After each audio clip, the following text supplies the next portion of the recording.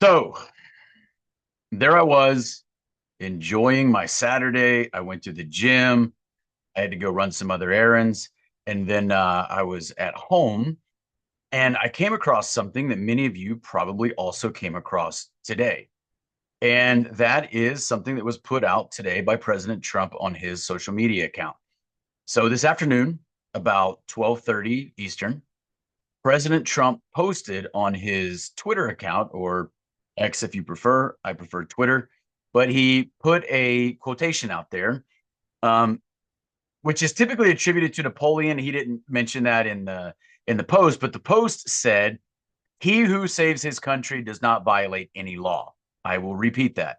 He who saves his country does not violate any law. Now, when you're dealing with old quotes, a lot of times it's hard to attribute those quotes to the actual person who made it originally with any true accuracy. But this quotation is often attributed to Napoleon. Whether or not that's really true, I can't tell you, but let's just assume that it is. Now, Napoleon, if you don't remember from history class, ultimately became Emperor of France. This was important that they not call him king because this is after the French Revolution. And calling him emperor was supposed to keep the appearance that the French Republic was still intact. And in fact, for the next couple of years, they would refer to the French Republic. And then a couple of years into the rule of Napoleon, they just kind of did away with that and they would just call it the French Empire. But regardless, emperor is a monarchical term. And this position, though it was supposed to imply that he was ruling with the consent of the governed, was considered to be a position of absolute monarchy. So, is Trump quoting Napoleon here? And is that important? Is it important that this may have been originally said by Napoleon, an emperor, or does the just the idea on its own, regardless of who may have originally said it, does the idea on its own communicate? Is is Trump just trolling people?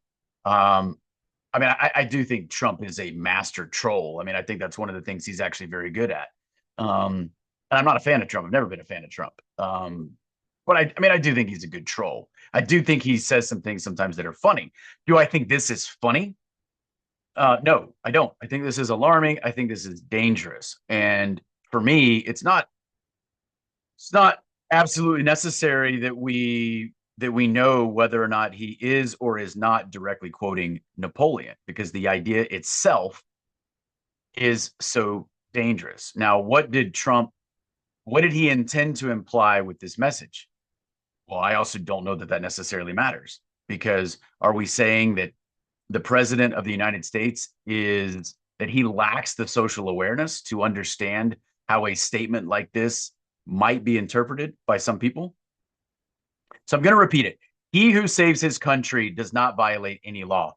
Now I'm going to tell you what I think that statement means, regardless of whether it's tied to Napoleon and regardless of whether it's tied to Trump.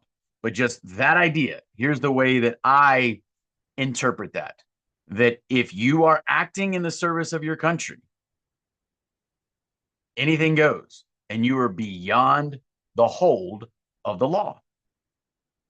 In other words, kind of communicates this, Machiavellian idea that the end justifies the means, which is entirely antithetical to the American system. That's not that is not a principle that our legal and political system has been kind of structured upon. When you're at least when you're talking about the law, and we're talking about other circumstances, that's not what we're talking about here. Okay. So, regardless of what President Trump may or may not have meant to imply, was this statement at least irresponsible? Should it be called out? I think so. I did call it out. I called it out very sharply. I also called out those who seemed to agree with this statement. And so I got into some discussions, even with friends of mine who reached out. They thought differently, and that's okay. But I also think that is dangerous. I mean, it's okay that they think differently, but I also think that it's dangerous to not call out this idea. I'm fine with having disagreements with people. I have plenty of disagreements with people that I respect, that I think are smart people, that I think are sincere people. It's okay to have a disagreement. But in this case, I do think that this is a dangerous thought that is being communicated by someone that I also think is dangerous. Now, does that mean that I'm a Biden fan? No. Does that mean that I'm a Kamala fan or Obama? No. I think they're all puppets who ultimately work for the same networks.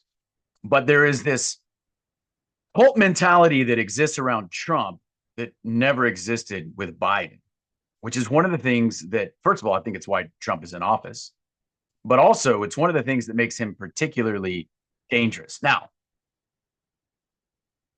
is Trump implying that he's above the law? In other words, is he arrogating to himself monarchical authorities? I'll tell you this, if Trump doesn't believe in the same constitution that grants him his presidential authority and then he's sworn oath to defend, we'll come back to that, then he should have the balls to say it outright. He should have the balls to say outright that he doesn't believe in the Constitution. He doesn't need to hide behind these cryptic quotes from Napoleon or from anybody else. Now, just a quick note about monarchy. So I know people who are true monarchists, and I'm talking about Americans who believe in the idea of monarchy. And I don't necessarily think that is as outlandish as it may sound to a lot of people who hear that and they say, "Wait, what?" I think as Americans, we have this overly caricatured view of monarchy that isn't necessarily accurate in all forms. But we do not live in a monarchy. The Constitution does not grant a monarchy, for obvious reasons. Everyone knows that. So even if you may have some sympathies towards monarchy or whatever, okay, but this country's not a monarchy. So it's just everyone knows that. Everyone knows that. But let's take a look at where the oath of office for the president comes from, and therefore we will know what is the relationship between the president and the Constitution, or in other words, where do the presidential authorities originate? Where are they derived from? Okay, so we're going to look first at the oath of office. So I'm just here on the National Archives right here, which anybody can find. So we're just going to look at the Constitution. And before I even scroll down, so just a note about this, I talk a lot about the Constitution. As a military officer, I took an oath to the Constitution. I often endorse many of the principles of the Constitution. I consider myself to some degree a student of the Constitution, kind of just my own personal study. And also in my own personal study, I'm a fan of the founding period. That said, there's a lot that I think we do not truly understand about the founding period. There's a lot that we do not understand about the Constitution. So I'm not even going to get into right now, you know, for example, the importance of that preposition in the title, the Constitution for the United States of America, as opposed to the Constitution of the United States. Not going to go there. For those of you who are aware of the problems of the corporatization of the United States, not going to go there. That is outside the scope of this video. I am aware of many of those historical questions of significant importance. But right now, we are just going to take a look at the Constitution. So we're going to go to Article 2. Let's see. Article 2, Section 1, Clause 8. Okay, so this is Article 2. So this is about the president. And it actually says here in the Constitution, it actually gives the oath of office. So here's what it says. Okay, I'm just going to read this here. Before he enter on the execution of his office, he, meaning the president, he shall take the following oath or affirmation. I do solemnly swear or affirm that I will faithfully execute the office of President of the United States and will, to the best of my ability, preserve, protect, and defend the Constitution of the United States. So again, this is taken directly from the Constitution. So for the president, the oath of office is listed in the Constitution. I'm going to read it one more time. And if you can see this, you'll see what I'm highlighting. So this is from Article 2, Section 1, Clause 8. Before he enter on the execution of his office, he shall take the following oath or affirmation.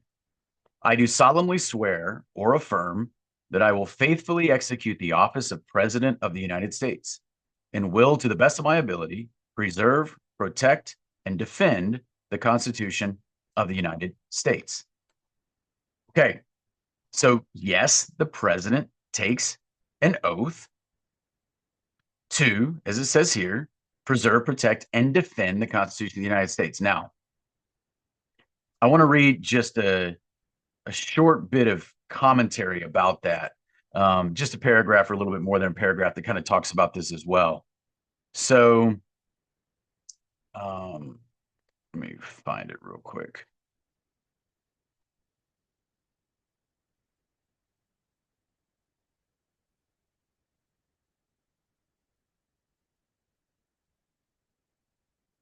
Okay, so you can find this at constitution.congress.gov. Okay, so this is just, if you look here, it's just going to mention right here, Article 2, Section 1, Clause 8. That's what we read on the other website that just has the actual text of the Constitution. But if I really wanted to, I could read it again. But what I'm more interested in reading is this commentary about this. So here's what it says. Article 2, Section 1, Clause 8, which is what we just read, provides that the president must swear or affirm to faithfully execute the office of president and preserve, protect, and defend the Constitution to the best of the president's ability. Presidents since George Washington have reflected on the oath's significance and the burden it places on the president. In his second inaugural address, Washington declared that a violation of the presidential oath would occasion not only constitutional punishment, but the upbraidings of all who are now witnesses of the present solemn ceremony. Of the oath, Justice Joseph Story wrote, there is little need of commentary. No man can well doubt the propriety of placing a president of the United States under the most solemn obligations to preserve, protect, and defend the Constitution. Moving down here, I'm just going to read just a little bit more. The Constitution requires many officials to swear oaths or affirmations, but the presidential oath in Article 2 is unique because it prescribes verbatim the language an official must use. Okay, so the oath of office for the president is listed verbatim in the Constitution. We just read a little bit of commentary about that. So Washington mentions that, hey, one of the things that would happen if you were to violate the oath of office, of course, there could be some sort of punishment, but also just the upbraidings of those who are witnesses. So upbraidings would be the reproaches or people getting angry or calling out these violations. So in essence, I was upbraiding President Trump today when I called attention to this dangerous statement that he made. I further upbraided other individuals who seemed to think that this was funny or cool or badass or whatever, all of which I think are dangerous sentiments. And here's the thing. If you are in an official government position, which required you to take an oath of office, and in that oath of office, you swear to support and defend the Constitution of the United States. For example, I took that oath as a military officer. So if you're out there and you serve in an official government capacity, you've taken an oath to support and defend the Constitution, and you see this statement from Trump, you should take offense to it. If you don't, if you think it's fine, if you think there's nothing to see here, then I would submit to you that you do not understand the importance of the Constitution or the importance of the rule of law. And you should probably resign, because if you do not understand the Constitution to which you have taken an oath, then you probably should not be serving in your current government capacity. Because I saw a lot of people who serve in certain official government capacities where I know that they have taken an oath of office, and they seem to be completely okay with what Trump has said. And again, it's not about Trump, it's about the idea. Same thing if Biden were to make a similar statement, which he did when he was in office. It's just as problematic. But like I said, there's this cult around Trump. Trump is good at manipulating the masses. He's very good at that. That's why, the deep empire, which controls him, has put him back in office.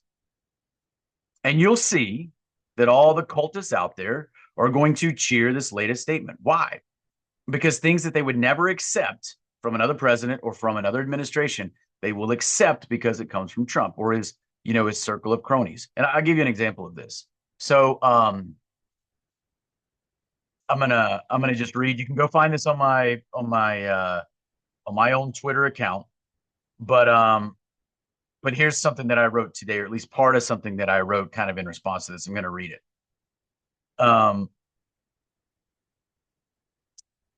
That what Trump is saying, okay, this is the context. So just kind of here's what Trump is doing. This is consent farming from Trump. He's preparing the people to accept something they typically wouldn't accept. This is the entire reason Trump was put in office by the empire's controllers. The Doge wankers are running around identifying a problem caused by government. This causes an entirely predictable reaction of outrage amongst the public. The problem will require a solution, also by government. Trump is seeding the idea that because the problem is so grave, the solution may require extra legal steps that the American people must trust him to carry out. The secret is that the solution isn't supposed to help.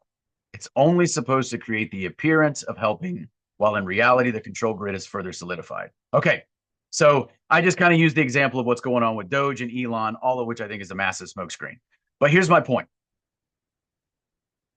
So, kind of like Hegelian dialectic 101, which is not really problem, reaction, solution. That's a very, that is an exceptionally simplistic way of looking at the Hegelian dialectic. The Hegelian dialectic is not even thesis, antithesis, synthesis. It's actually far more complex than that.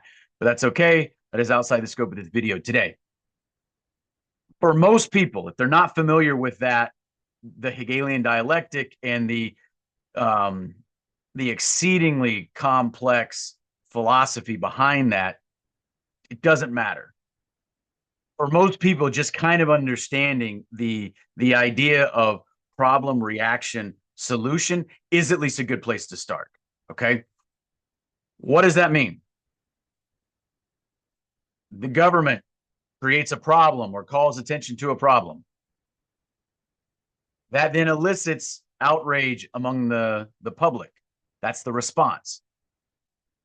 People, outraged, demand a solution. And the solution was intended all along. The problem was created for the solution, not the other way around. Problem, reaction, solution. So what do I think is happening here? What is consent farming? Consent farming is exactly what it sounds like. That's just a term that I use, where these people are trying to harvest the consent of the masses.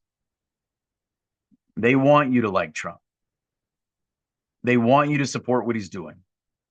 They want you to support efforts that he pushes that you would not support if someone else were to push the same efforts. So do I think that this is dangerous, what Trump said? Yeah, I do. I think it's exceptionally dangerous. I think it should be called out. I think it's irresponsible.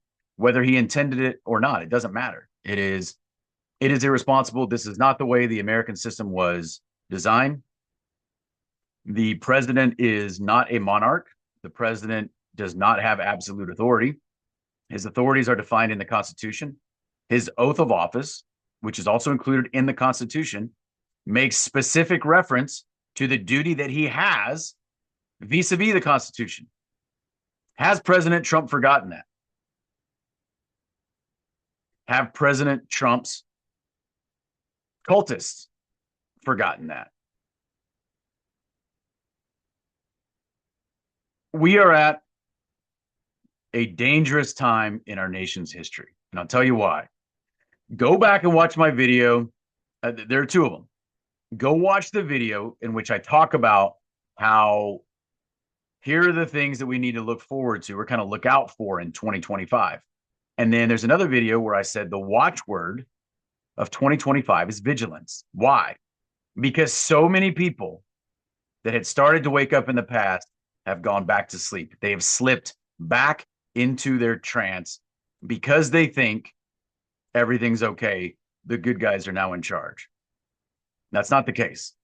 And even if it is, even if you like Trump, even if you totally disagree with me on Trump, okay, that's fine. That's fine. It was still an irresponsible thing for him to say. And we should be calling him out.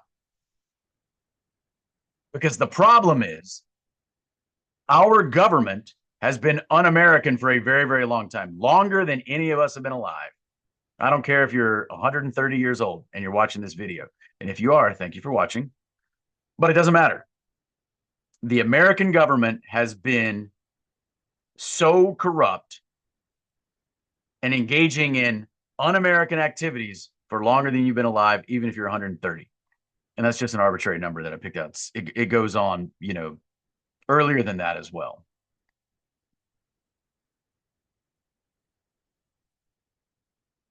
Either we believe in the principles this nation was founded upon, or we don't.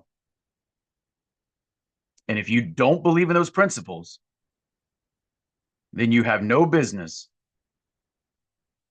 holding office.